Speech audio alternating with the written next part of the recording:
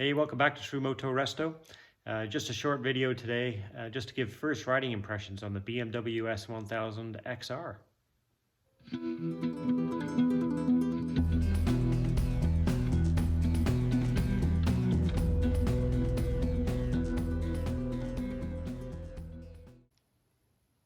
So this is just a short video, as I said, just to kind of give my first impressions after I rode the BMW S1000XR for the first time yesterday.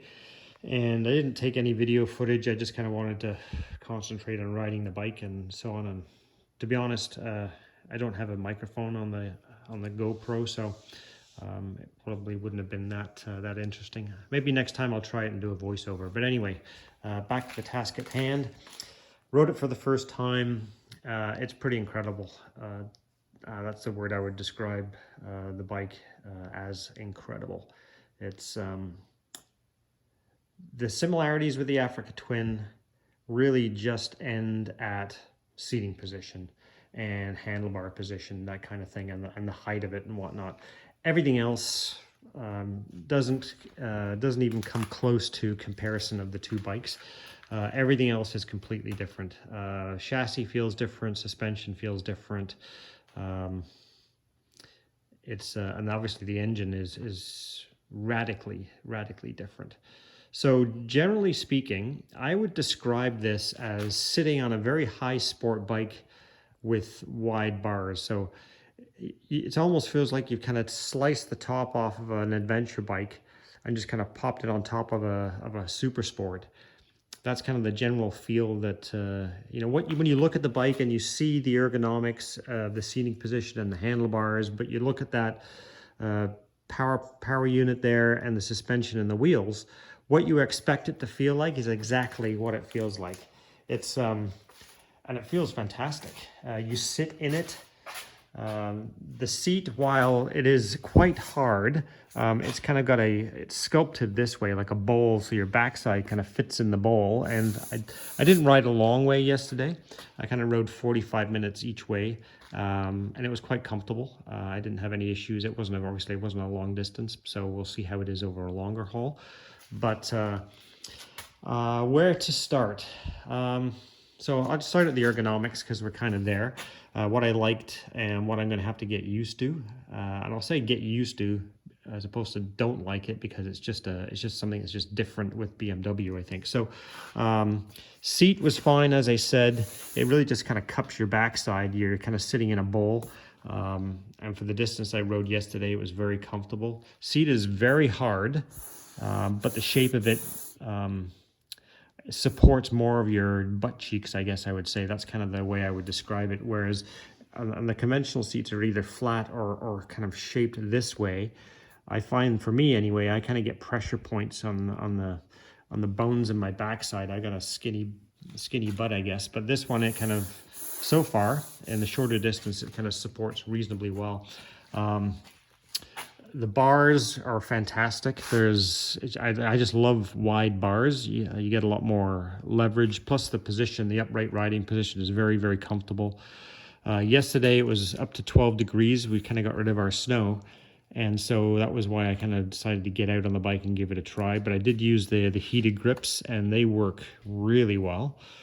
So it's nice to be back on a bike with heated grips. I had those on my VFR 800, so I kind of missed those. I didn't have them on the Africa Twin.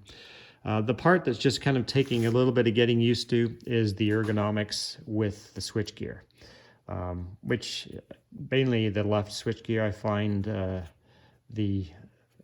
took me a bit of time for this turn signal unit to the switch here for the turn signals. It just is a little bit further away than I'm used to on the other bike, but it's not bad. I'll just get used to it. And because I was an idiot and I didn't read the manual before I left, it took me all kinds of time to figure out where the darned headlight switch is, because you kind of flick it this way and it's got a flash to pass. That's your high beam. That's low beam. That's flash to pass. So I was riding along and I couldn't figure that out because I like to ride with the high beams on. But anyway, that was a kind of a small thing. I did not monkey around with the cruise control because I was kind of riding the back roads and the windy roads just to test out handling a little bit. I didn't monkey around at all with suspension. I didn't change riding modes, and I didn't really play around much with the menu stuff. I'll do that once I'm just more comfortable with riding the bike. I didn't want to be distracting myself. And I really haven't tried this this wheel yet much either. So from an ergo's perspective, the only thing is just the difference in the switch gear, and that's something that will just become comfortable over time. So that was fine. The display is really good. Everything is super clear and easy to see. You should have seen that on the other video. And again, I haven't changed any of the display settings yet. There's multiple options available. So comfort-wise, handling-wise, you know, the handlebars, it feels really good. Handling of the bike, it's very, very, very agile. I mean, I thought the Africa Twin was okay for me, but this is super, super nimble. It changes direction really quick, and that's probably, I'm not an expert on, you know, a motorcycle, you know, wheel sizes and whatever else, but this setup with the wheel sizes being more sport bike in nature, I guess, just makes this thing handle very, very quickly. It moves and drops into corners real quick, and it feels really stable.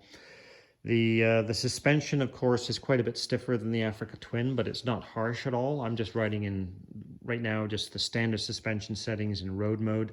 And it was good. It was firmer than the Africa Twin because the Africa Twin, having a bit more of an off-road dual purpose flavor, kind of is much softer. When you stand the Africa Twin, just standing the Africa Twin up, it'll allow the rear suspension to sag. So it's a much softer ride on the Africa Twin. This is much firmer, but it's not uncomfortable. It doesn't rattle your fillings loose or anything like that. It feels good. I guess we'll talk about the engine. I mean, holy smokes. This engine is, what do I say about it? I've never ever ridden a bike that's as quick as this, that's as smooth as this bike. I mean, what's it? I think rated about 165, 170 horsepower. And I mean, I think I took it to 7,000 RPM. It doesn't really want you to go over that in the first 1,000 kilometers, but holy cow, does it get up and go. It's quick, super quick. It's smooth. I did feel a couple of times if I let the RPMs drop a little bit too low. I mean, once I was in 6th gear and it kind of dropped to about 4,000. I felt a slight buzzing through the seat at that time, but aside from that, it was really smooth. The transmission is just as slick as snot on a doorknob. It's just so smooth. It barely takes any effort to shift gears on this thing. The upshifts especially are, I don't know, I've never felt a transmission so smooth. You're in the gear before you even know you're in the gear, and that's true for even if a few times I was using the clutch to do the upshifts all the way, and I'm like, wow, is it in gear? Or, like, you just don't feel like you're moving that foot shifter very far at all to make it do what it needs to do. The clutch feels really light. It feels much lighter when you're riding than it does just kind of pulling it here.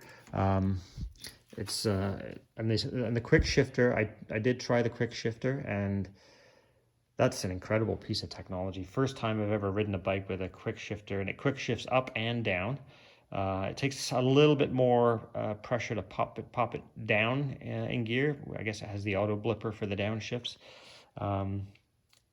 but it doesn't. It's just immediate. There's no delay. There's no lag. You don't even basically feel it go into gear. It's just you go from, you know, say 2nd to 3rd, 4th, 5th. It's just immediate. There's no delays or anything like that. I've never ever experienced anything like it. It's quite incredible. For people who are kind of watching this saying, yeah, okay, you know, that's nothing new. It is to me. It's I've never ridden a bike with a quick shifter, and I didn't think it would be as seamless and as smooth and buttery as that is. It's just quite incredible. Um, the other thing that I should mention that I have not yet gotten used to is it's got the hill start assist. So when I was riding along, when I stopped at a stoplight, up in this top corner of the screen, you kind of get a green brake symbol with an H in it for hill start assist. And once I went to leave the stop sign, and as I let the clutch out, and it kind of pops a little bit, I guess, as the brake lets go. So at first I didn't know what was happening there. That just kind of felt a bit strange. And then when I'd stopped at my buddy's place, because I took over to show him the bike, and I parked it up. And then when I started the bike up, I couldn't get the bike to roll because the hill start assist came on once I started the bike, and I couldn't roll it backwards, and I was facing a wall like I am here. So I kind of had to start the bike moving forward to get the hill start assist brake to turn off, and then I could maneuver the bike backwards. But apparently, again, if I'd have read the manual, it would have helped. You can just click the front brake and it should turn off the hill start assist. So I got to play around with that a little bit more, just to kind of get used to some of those new funky electronic features that are on the bike, and when things come on and when they don't, and what you can turn on and what you can turn off, and all that kind of jazz. But the other thing I found very, very nice was this windshield. I had it in this top setting here. If I drop it down, that's kind of the lower setting, and then that's the high setting. And I found with the high setting, for me, there was absolutely no wind buffeting. It was really comfortable, and I just can't wait to get it back out on this thing and ride it again. It's just a beautiful bike. Really, really happy with it. Yeah, it's incredible. We'll see how the fuel economy is. I didn't ride it far enough to get any real feeling for, how good or how bad it is on gas. We'll see how that goes once I get it out in the spring, I guess. We're kind of now November the 17th, and the crappy weather is returning, so I'm pretty certain that this was going to be my one and only ride for the year here, and now I'll be anxiously awaiting the arrival of April and May to be able to get back out on it again. But yeah, all in all, it's a really nice bike. Really happy with how it feels, how it handles. It's comfortable, and yeah, as I said before, it just feels like you're sitting about 4 inches higher on a sport bike that's just super comfortable. The handlebars, the seat, and everything else. It's got a great feeling. It's a nice bike.